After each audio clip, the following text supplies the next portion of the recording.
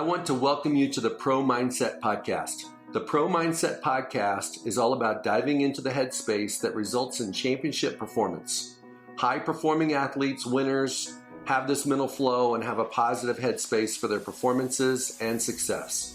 Join me, Craig Domann, sports attorney and NFL agent, on this podcast. I will interview pro athletes, college athletes, football coaches, and sports personalities. Together, we can discover how you can get in the flow and have your own pro mindset.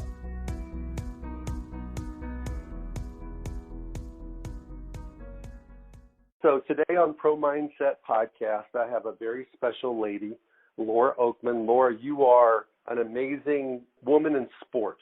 You're working with Fox, and you've been in the sports media now for around 30 years. Laura, thank you for being on the show today.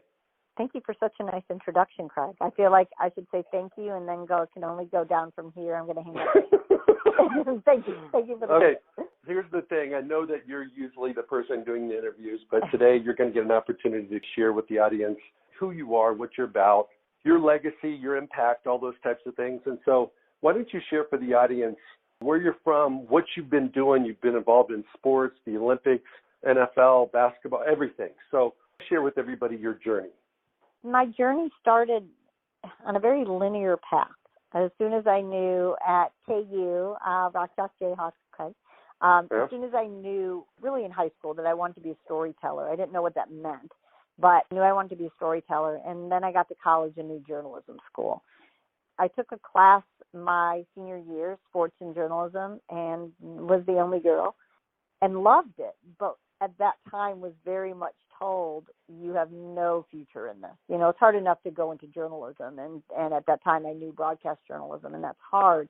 But if you're going to add the word sports in front of it, that's pretty impossible.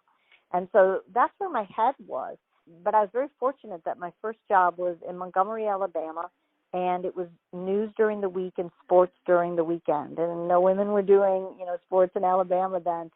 But it made me very quickly realize that was the lane I wanted to be in. And I was actually getting to do it. So it shifted me to, okay, I want to keep telling stories, and there's no better stories in the world to cover than sports.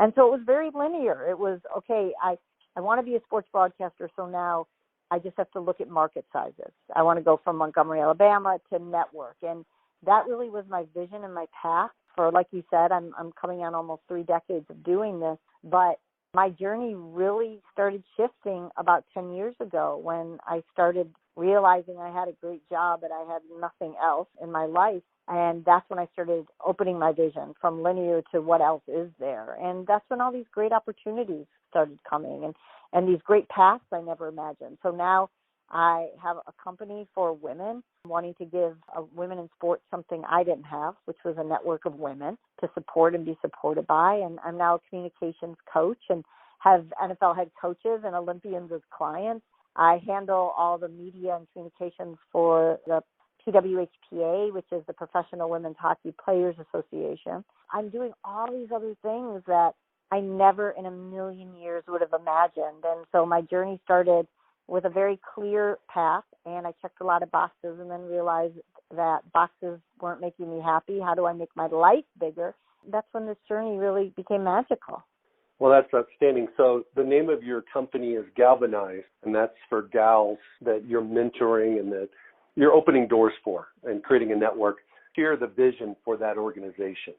I'm fortunate where I started paying attention when I was older, and I'm air quoting older, but at that time, let's say 35 felt old to me. I started seeing all these young women get thrown into this industry before they were ready, before I would have wanted to be. I saw them getting jobs immediately in the NFL.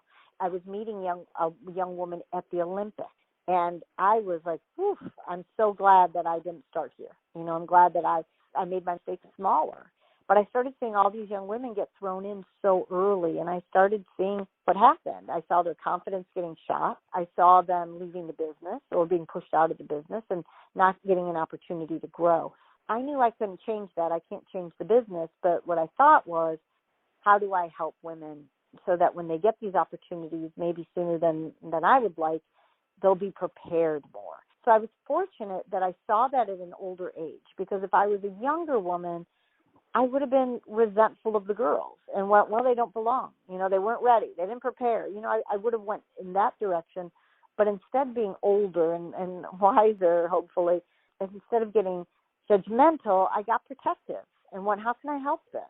And so it started about, 12 years ago. I put my first boot camp together. I didn't know what it was or why I was doing it or anything. And it took me about 4 months to find 20 women who wanted to be a part of it. Now, 12 years later, it's been over 2,000 women. We're from 18 years old to our 40s. It's women in front of the camera, behind the camera. We have women who you and I have in common who now have law degrees and want to be agents, producers. They want to be coaches and broadcasters also.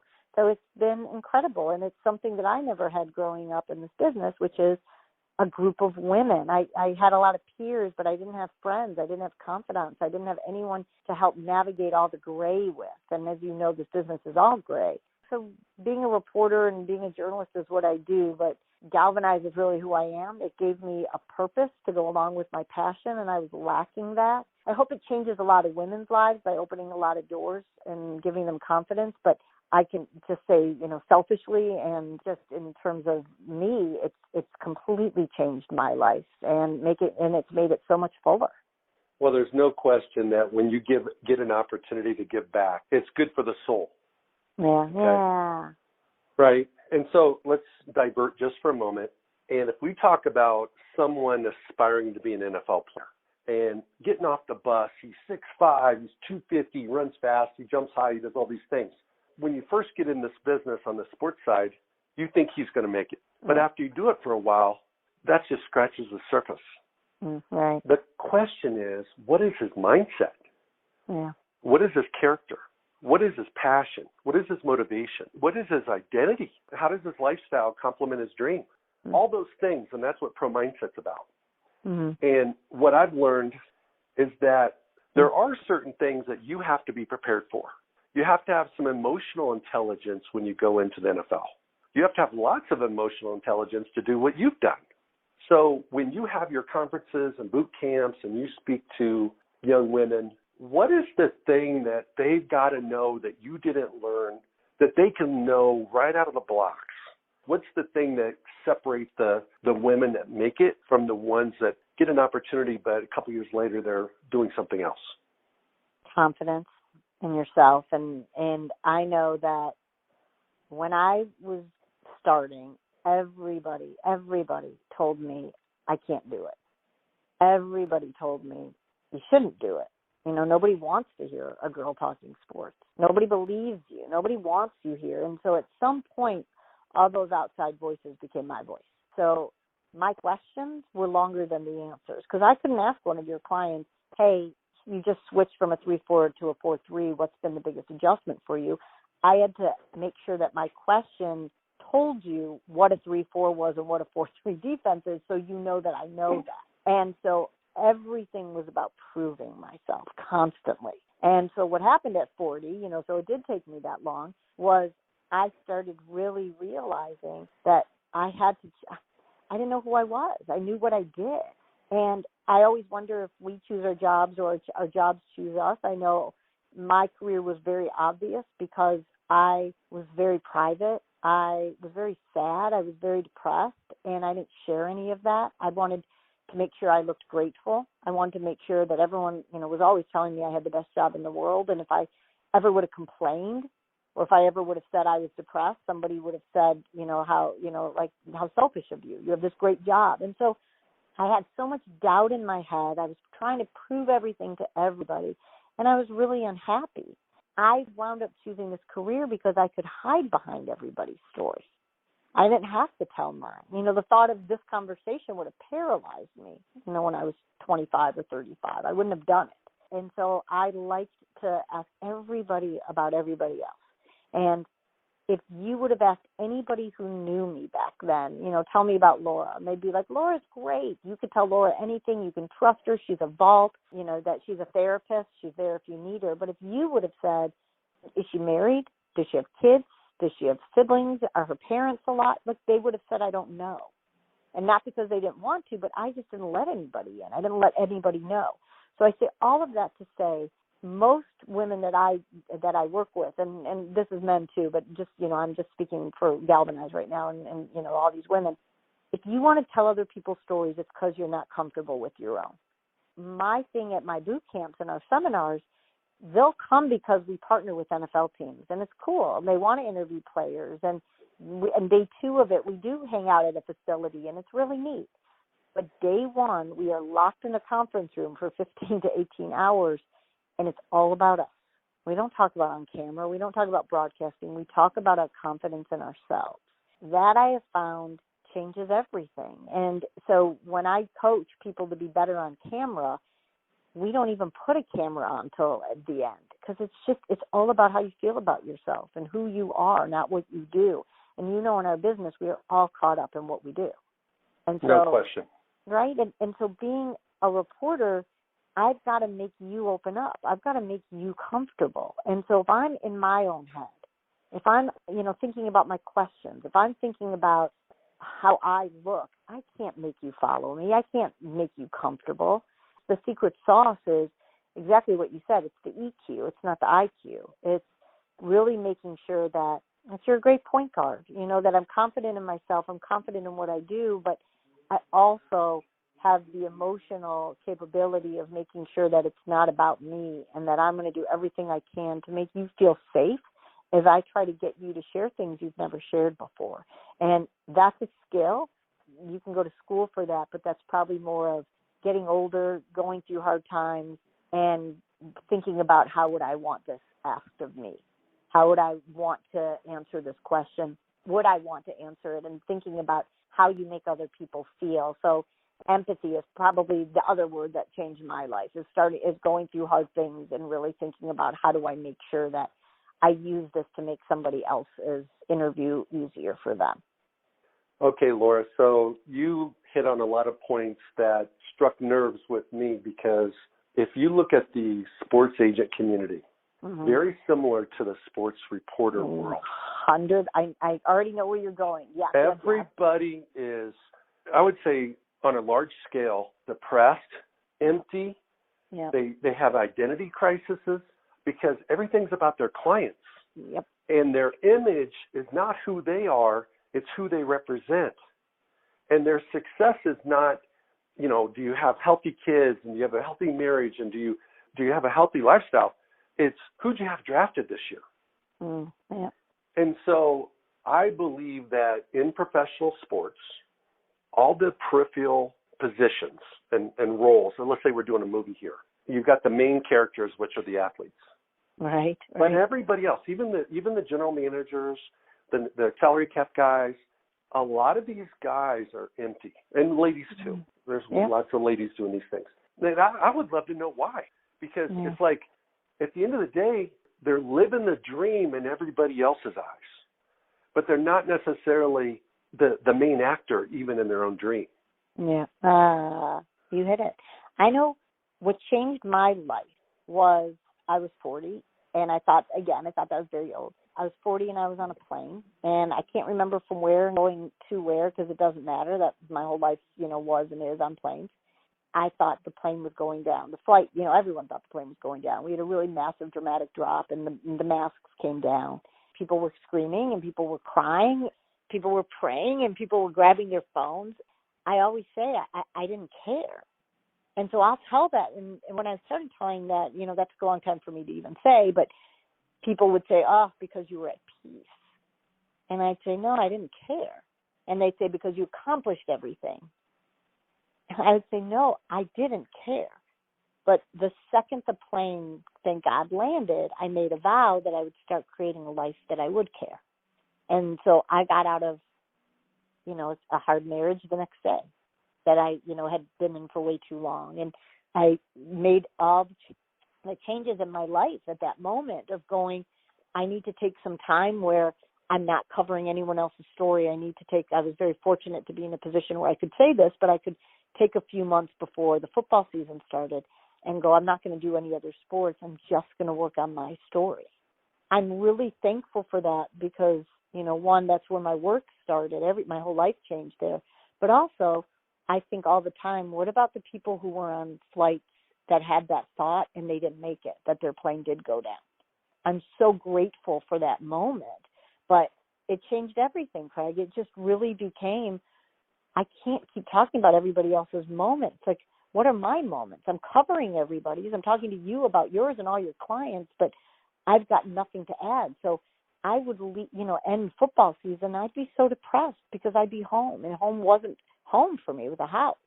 So I think so many of us struggle through that, of just exactly what you're saying. You're chasing the dream, but the dream is somebody else's dream. And at some point, you're going to bed either by yourself or in a sad marriage or, and just lonely, and you're not cuddling up with your contract. And I'm not cuddling up with an interview. And at some point, you're going to have a reckoning with that. And I think the difference of who we know who's happy and who we know who isn't, some people figure that out and do something about it, and some people stay in that gray forever. Absolutely. And I can't tell you how many conversations, the last handful of years I've had with NFL types where they're calling me on Thanksgiving Day, they're calling me on 4th of July, they're calling me on Easter Sunday, they're calling me on these, normal holidays. And I'm like, where you at? Oh, I'm at the office. I'm like, hey, what's the fam up to? Oh, I'm going to do Thanksgiving for an hour.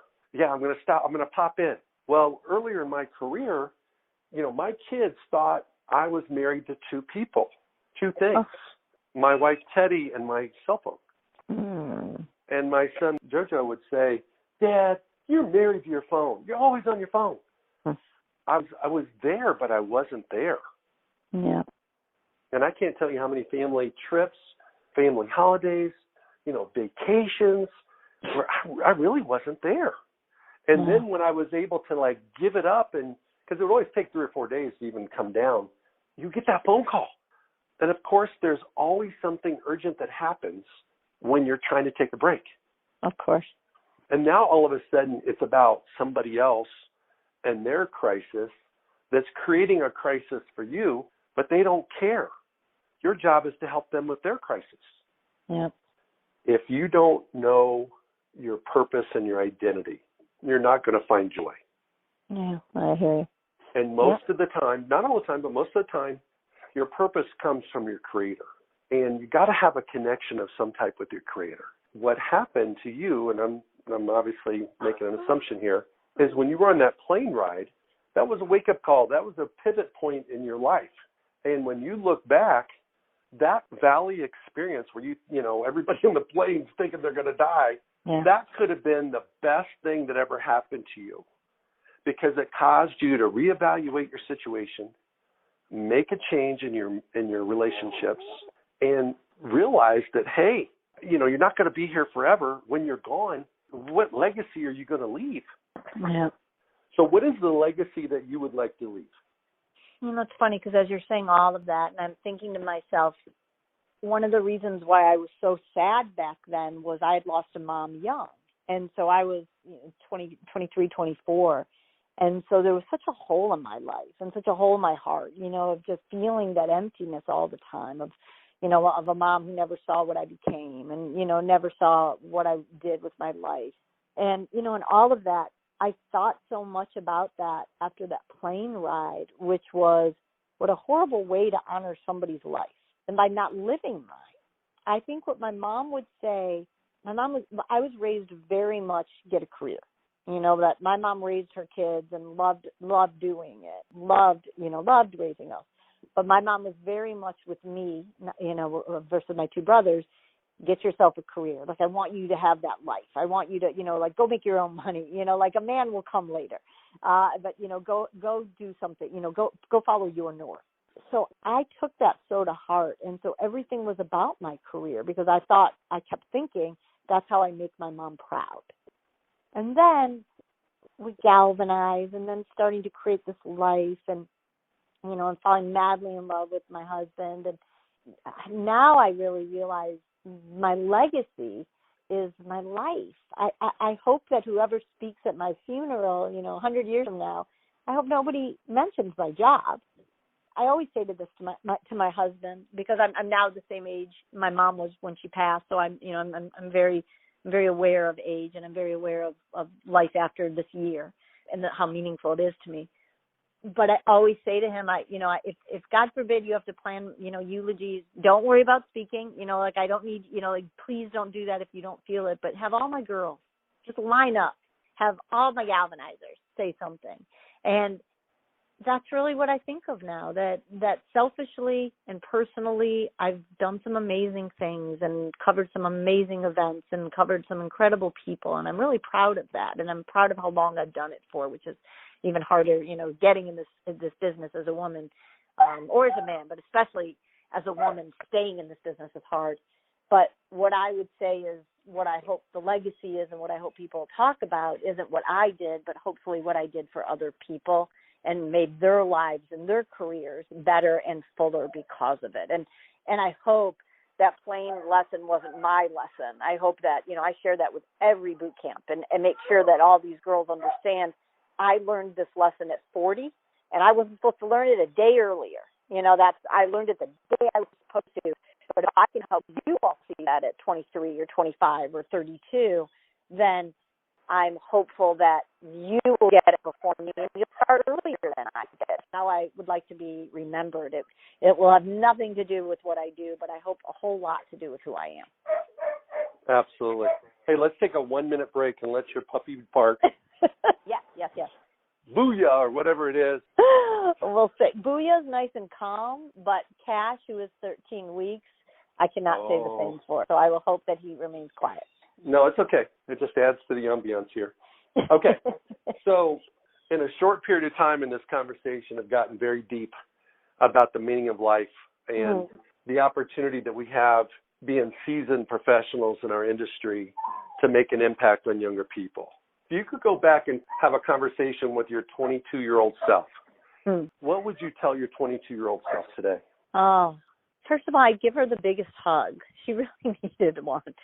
I would tell her that she's not going to believe how good it's going to get. I would tell her take the work as seriously as she was taking it, but not take herself so seriously. And I would say be kinder to yourself. I think I was a kind person to other people. I was raised that way, but the bubble over my head, if you could have seen my thoughts, was not very kind. I think about how much harder I made things because I wasn't rooting for myself, because I wasn't gentle on myself, and I wasn't supporting myself. And I just think if she would have just understood how important it was to be the biggest encourager and biggest supporter, I think that would have I like to think it wouldn't have changed anything in terms of my path. My path was my path, and, that's where I was going to go.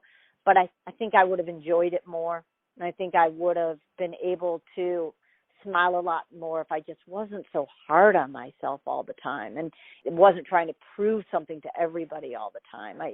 I'm very blessed, as I know you are, with working with so many young people also. I feel like every day I'm telling my 22-year-old self that, and so I feel like it is some kind of weird Benjamin Button that everything I tell them, I always say to them, please know this is what I'm telling myself the same thing. I wish somebody would have told me this. I would have known this. So it's really nice that we kind of get to work that out in a therapeutic way with other people. Absolutely. Okay, Loris, there's hurdles for everyone in every industry, but the industry that you chose, the hurdles are really high, especially when you started. So when people were saying you shouldn't, you can't, what was the thing that helped you break through? Was it your talent? Was it your persistence? Was it your no fear of failure? Was it you couldn't live with yourself if you didn't succeed? I mean, what was the secret for you to be that woman that did it? Everybody used to say, what's your plan B? It took me about 9 months to get my first job. So I heard that a lot as I was watching all my friends have lives and get jobs and have money and have relationships and get homes and have babies. And I was at home with my parents sending out reels. Everybody would ask every day, what's your plan B? What's your plan B? And I would always just say my plan B is to figure out how to get my plan A to work. As hard as I was on myself, I think the good side of that was I wouldn't have allowed myself to quit because I just knew there was nothing else I wanted to do. So I might have not said it kindly, and I might have been judging myself. You must not be that good because you're not getting a job. but I believed in myself enough to say, I'm going to keep going. I think it's just when you really, really love what you do. And again, it's not that I loved being on TV or I loved, what came with that. I loved the conversations I was having with people. I saw at an early age that I was able to get people comfortable and open them up and earn trust and be, and I was told a lot. I've never told anyone this before. And that was my jolt. That was, that was my currency. So I didn't, that I loved feeling that connection with people and feeling like I was helping in that way. I believed I was good at that. I didn't know that I was good yet in terms of my talent because I wasn't. I had to do that for more years to get better. But I knew what my foundation was, and I knew that I would be good if I got an opportunity.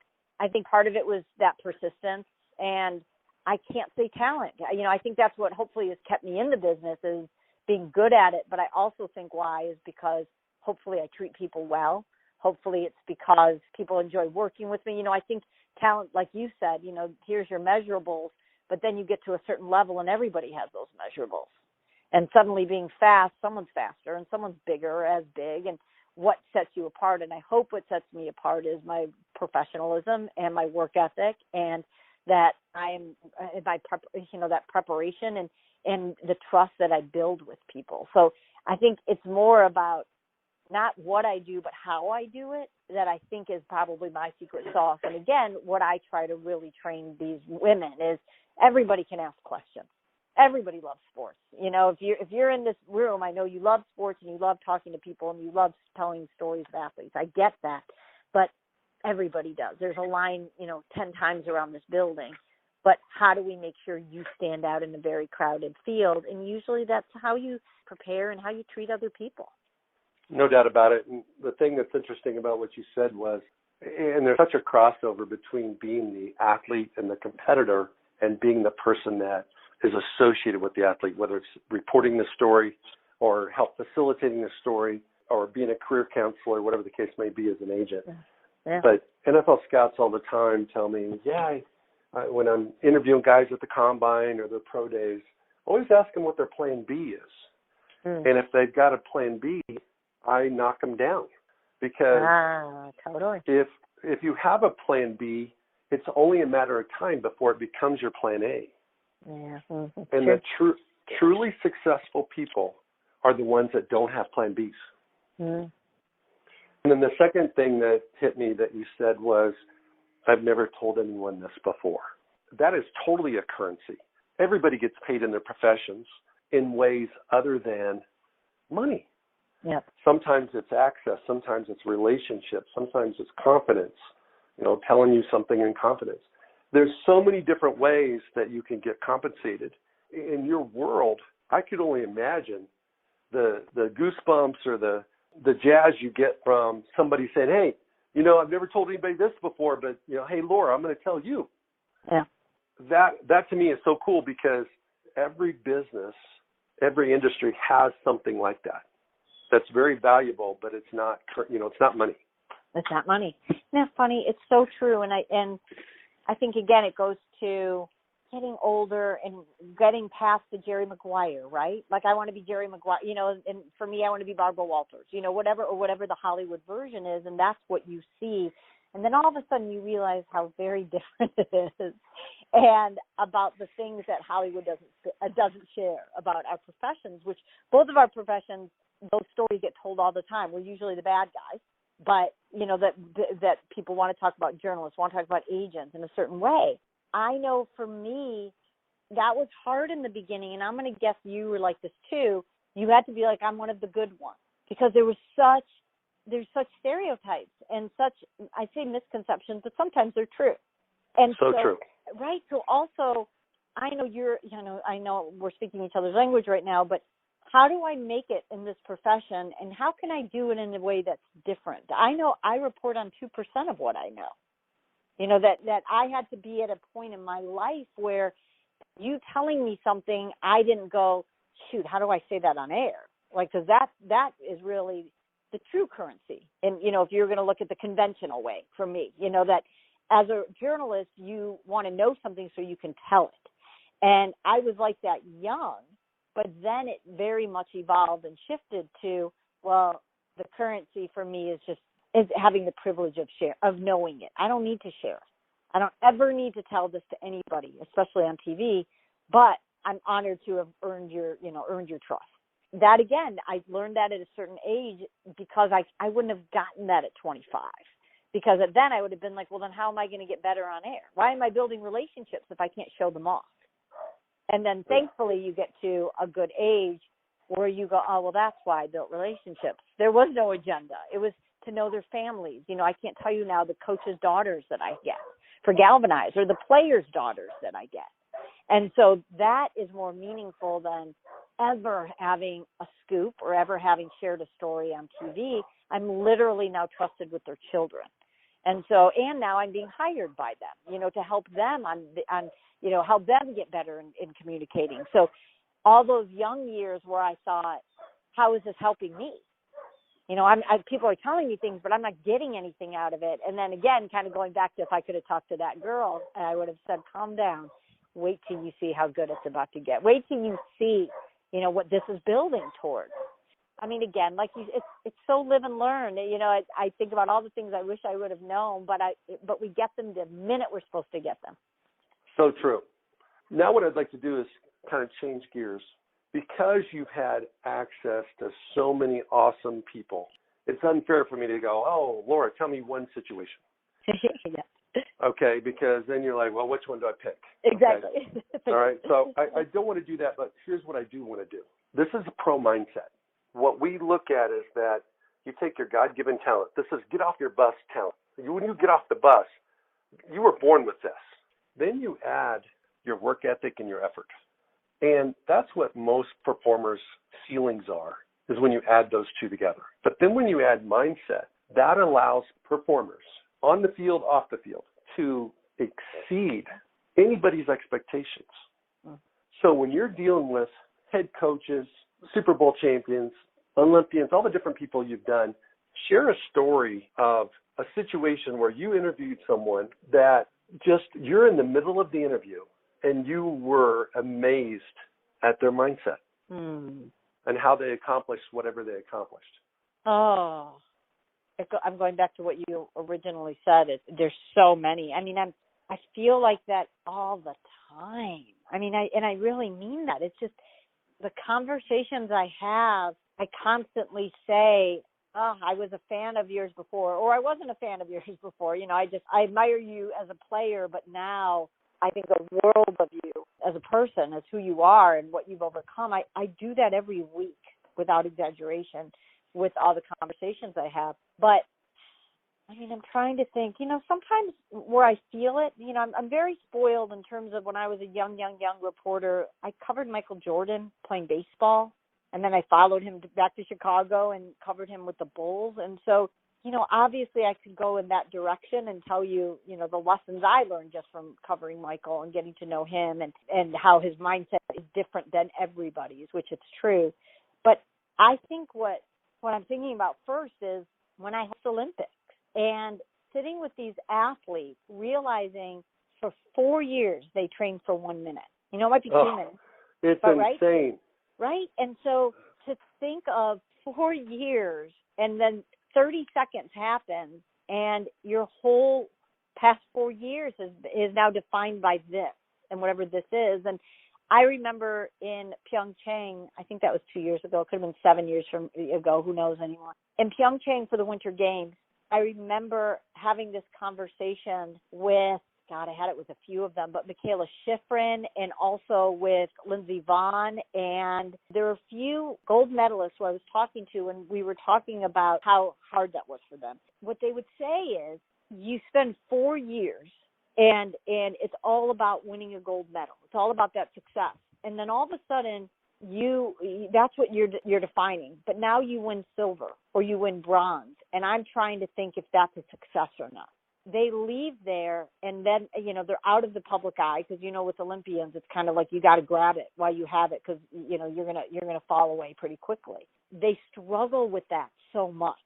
All of a sudden, having 4 years be about 1 minute and not getting the gold and being able to still commit the next 4 years, I'm going to go back there and I'm going to work harder to go for that. And it's just, I'm amazed by that every time where I think at least these players, that we work with, let's say NFL wise, you have a season, you have 17 weeks, you have, the regular season, the playoffs, but for 30 seconds to train like that and to then come back and do it again after a heartbreak, it amazes me every time. And I know the last 2 Olympic Games, but especially in Pyeongchang, I would say I've never had more conversations about mental health and Olympians talking about needing therapy and going to therapy and going to sports psychologists. And I had never had that many conversations. But I also was amazed at how they're being open now more and more so about saying the toll that takes on them, that they are different and there's a different strength, but also realizing the price that comes with that and not waiting until they're 40 on an airplane to figure it out, but they're doing it as part of their training. That's probably what I can think of, that I walked away from the Olympics and just had such a different appreciation for the athletes and and I was just so much more in awe of sitting there talking to an 18-year-old who had already figured that out. Well, by comparison, an NFL player in a regular season, if he plays, 95% of the plays, there's generally around 1,100 offensive or defensive plays in an NFL season. So you get, over 1,000 opportunities to do something, where in the Olympics you get one. One. And then the other thing I would say is that Olympians have to have mini goals.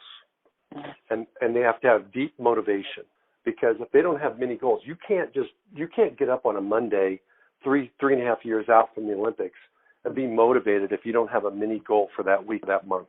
Absolutely. Right?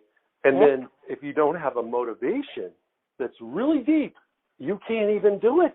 When you start looking at motivational levels, nothing against team guys, team players, WNBA, NBA, you pick the sport, but the Olympians have to have a deeper level of their why, their motivation, their purpose, and their drive.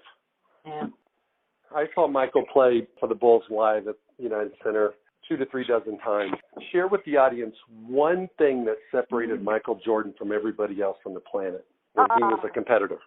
The great thing about The Last Dance, I'm so privileged that I got to travel with them. So I saw so much, and you never really wanted to tell anybody too much of everything, because as a Chicago girl, you're kind of like, I want to keep Michael here for everybody. And so I loved that everybody got to see The Last Dance, how absolutely single-minded and focused, how he brought out everything in all of his teammates.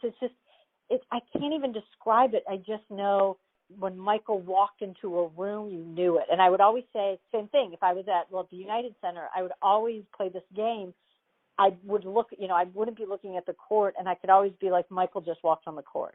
And someone would say, how do you know? And I was like, you don't have to see him, you feel him. You can feel the United Center shift. And so you could feel his energy too. 100%, everything. And I always say this, Craig, the only time I felt that 3 times. It was Michael for years that you knew, Michael would tilt a room. But one time I felt it, and I looked, and I'm like, Michael's been out here. Like, what's happening? Because you could feel the room tilt, the United Center tilt again. And I looked over, like, what's going on? And it was Muhammad Ali. And so I was like, okay, so those are the only 2 times in sports I felt the room, I felt that room change. The other one, I was in Los Angeles, and the room doesn't usually tilt for many because, they're used to it. And everyone tries to kind of be cool about whoever it is. But I was shopping, and I was at Barney's, and all of a sudden I felt the store, whoop, change. And I was looking around, and I was like, is Michael Jordan here? And it was Bruce Springsteen. So wow. There's just those certain people, and I wish I could say the secret sauce. I wish I could say this was the exact ingredient that it was, but it's everything. It's everything about what they do, who they are, how they do it. It's enough that you don't have to see them walk into a room. You feel them walk into a room, and every room they're in is their energy. It doesn't matter what energy was in it before or what's coming after, but they change it just by being in it. And that was Michael. And again, I covered him in baseball, so that was humble Michael. It was a really neat experience to feel that in a baseball stadium or in a restaurant that Michael went to. I saw that in a AA level, and then to watch it in Chicago was incredible. Very few athletes have the spirit where they are felt more than they're seen or before they're seen. Yeah. And Michael was definitely one of those guys. In today's world, when athletes are put on a pedestal, they've got their own platforms, they get to do a lot of social media, they all want to have a brand. A lot of them are trying to be something they're not. Yeah. So they can either be marketable or make more money or something of that nature, where Michael was just Michael. And he was a walking billboard. He was a brand, but it was his spirit that you could sense when he was around. Yeah, isn't that funny? It's so true. And I remember the first time that I interviewed Kobe, and I was so like, this is Michael. And then I asked one of his people where I was like his press conferences and, just how he interviewed. And they said when Kobe was in high school and studying, it wasn't just, and you probably do this, for your guys, it's not that you just study what they do on a court. Like, you can't do what Michael can do on a court. I mean, Kobe could, it's Kobe, so, but you can't do that. But he studied his pressers. He studied his interviews. And then Kobe became Kobe and figured out his own style, right? But I'm always amazed by that, too, of there's certain guys where I would think that you would just put on a tape or just say, this is the player I want you to look at in every way, and what kind of life he leads and his family, everything. It was, there's something different about certain ones, and no matter how many guys would try to emulate that, you can't. You can't manufacture that energy. You can't tilt a room, unless it's authentic. This was one of the things when I was doing all my work after the playing. I had this obsession with honey and with bees, and so what always made sense to me, and it's still my mantra to this day, but if you take a pot of honey and you just put it on the table outside, the bees are going to come. The honey doesn't have to call to the bees. The honey doesn't have to sell itself to the bees. The honey doesn't have to make a big deal about itself.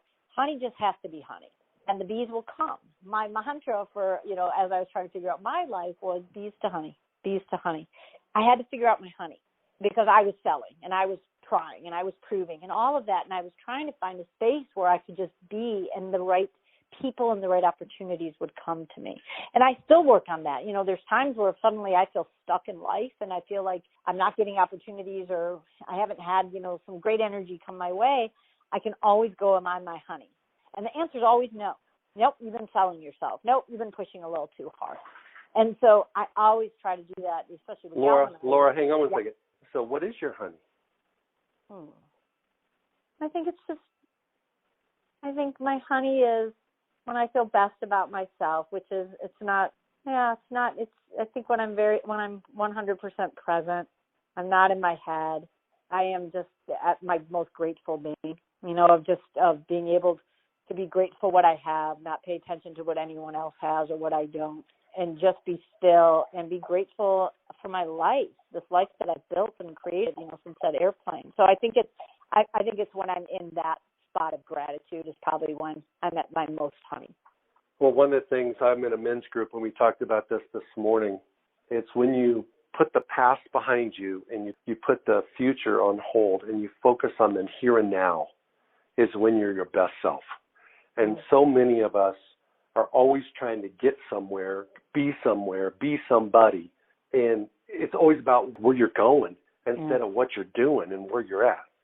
So hard. It probably should be every one of our goals, of just when you can just be still and just be at this moment. My husband's wonderful at that. He's really helped me with that. He truly lives that way. Just be where your feet are. How many times do we hear players say that, or coaches tell players, and that's work. That is serious work. But I hear you, like, that's the honey. If you're not looking back, you're not looking forward, and you're just right where you're supposed to be. And especially not just when times are good. Like, I notice when I talk to people, and I know you have these same conversations, when I talk to people about the pinnacle moments and about, why they are the way they are, nobody tells a good story. Nobody's like, well, I won the Super Bowl, and that's what began my who and my why. It's always at your darkest times. It's always at the biggest struggles. And that probably leads you to that honey more than anything. One day realize this, like, well, how come when I'm interviewed I never talk about the good things I've done? It's just not that interesting. Like, it's great, and, like, I can tell you about the championships or, the Olympics or whatever, but I'm going to probably tell you more about what was going on struggling-wise, or a great conversation I had with somebody else struggling. And that's my honey, of just finding all of that. Isn't that funny? Like when you talk about that being present, it's making sure that you're like that when times are bad too. You're not rushing through that stuff to get to the good stuff, but you're staying right there to figure out, what do I need to learn at this moment and why? You just described the Olympic spirit. Almost without exception, the best Olympians, multiple gold medal winners, are the ladies and gentlemen that have gone through the most pain, that were told when they were 4 they would never be able to walk again, and they become marathon runners. All those kind of stories. It's out of the ashes comes their glory. It's their motivation. Or the person that everything's smooth, man, everything's cool. Middle school, high school, so forth. They end up with an average job doing an average thing because they don't dig deep. Yeah.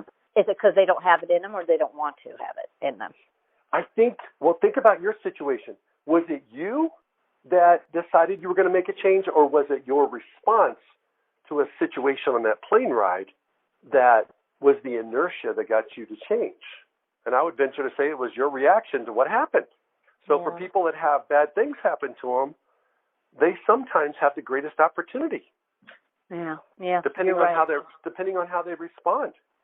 And at what time, and how many times in our lives we've had those things, but we weren't ready for those things. It could have been my mom dying. That was mine, and yet it wasn't. I wasn't ready. I was young, and all of that, but also making sure that you're in a place where you can receive that. I know every week ask to talk to guys who are coming off either really hard games or really hard seasons or injuries, because I always say to them, I get more out of these conversations talking to guys who have overcome something versus talking to someone who's coming off a great game or a great season, or something. It's just, I never find that connection. And so I always see guys kind of smile a little bit when I say that, when I'm like, I couldn't wait to talk to you about what you learned from last year. And you just see them like kind of bubble up, like, oh, I can't wait to tell you what I learned, right? But most of us are looking for the ones who come off the glory. Absolutely. Where people that have failed always learn lessons. Yeah. And they're valuable lessons for all of us. Yeah, 100%. Right? And candidly, you've gotten a PhD during your career from interviewing people in those situations where you've learned so many life lessons because of other people's situations. 100%. So your next book. But here's the thing. That would have been my first book, and I thought about that, when I was younger, and was like, some of my best lessons as a reporter were from Michael Jordan and Charles Barkley, and I learned some incredible lessons from them. And I thought that would be my book, and then all of a sudden my life shifted again to my story. And I went, well, do I want to write a book about other people's stories or mine? So I think you're right. I got the PhD from all of them, and then all of a sudden my next level was now I had to get the education for myself. I can share all their stories, but I haven't gone through those. So now how can I share my stories and also add in a sprinkle of all of theirs? I think it goes back to, again, what we, circling back to our field of agents, of reporters. How many of us are writing just the books on other people, our clients and the people that we interview, or about our lives and what we've learned? Absolutely. That's from the voice of a Hall of Fame reporter, Laura Okmin. Laura, I want to thank you for being on Pro Mindset today. I've really enjoyed the conversation. I hope our listeners got some meaningful ideas from your conversation, and I really appreciate you being vulnerable and just telling it like it is and being real about why you changed and how you've changed and the impact that you're able to make today. I can't thank you enough for this wonderful conversation, Craig. I am so appreciative. I'm so appreciative of the depth and the meaningfulness of this conversation. Thanks for having me, Craig. I so appreciate the conversation. You're welcome. Bye-bye. Bye. Thank you for listening to this episode of Pro Mindset. If you enjoyed this podcast, please subscribe, rate, and review this podcast. You can follow us on our website, promindsetpodcast.com, or on Instagram, Twitter, and Facebook at Pro Mindset Podcast. Thank you so much for listening. We'll see you the next time.